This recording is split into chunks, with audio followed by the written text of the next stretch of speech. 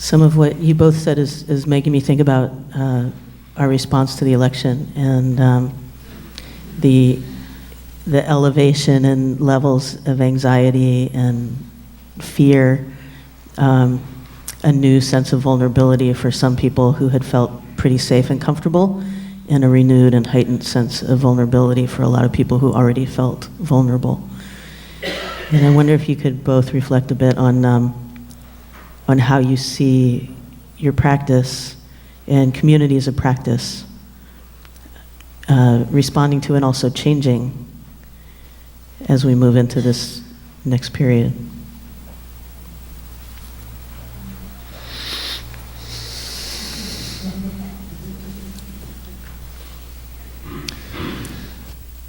Well,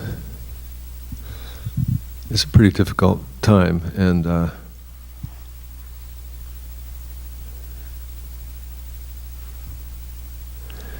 I think that it strikes me that nothing ever happens in the world that doesn't have reverberations in us, in our hearts, in our souls, in our emotions. We think of something as this is an event in the world.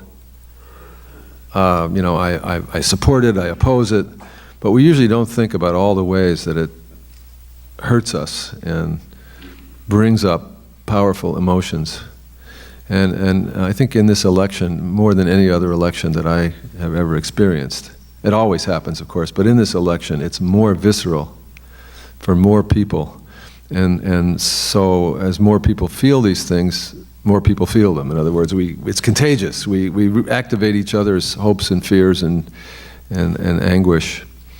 So, and it's very raw at this moment because it's so soon after the election. So I think we're all feeling a lot, and everybody's talking and thinking, and I think we're spinning each other around. It's been a pretty rough couple of weeks here, I think, for all of us. But it looks like it's going to make all of us behave like Kehilla has been behaving for decades. We're all going to have to be activists and concerned. Everybody. Those of us who are maybe more complacent will no longer be able to be. And how all that shakes out is going to be so. And I actually have a passionate feeling that we really need more than we ever have a sense of spiritually based activism, just like what you've been doing all along, and what Rabbi Heschel did.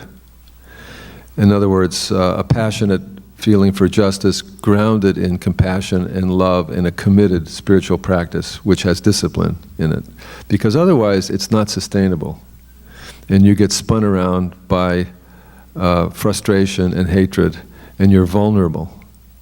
And honestly, this is my greatest fear in this time, is that people who are dismayed by the results of the election and the subsequent policies that we can imagine now will flow from the election will become desperate and confused and do really stupid things, thus enabling a government to retaliate with justification. So that's why I think our activism needs to be grounded in a committed spiritual practice and in love, and that's much more sustainable, and we can take joy and a positive feeling in these actions rather than just focusing on results and being frustrated when we don't get them. So I think that those of us in the spiritual community really have to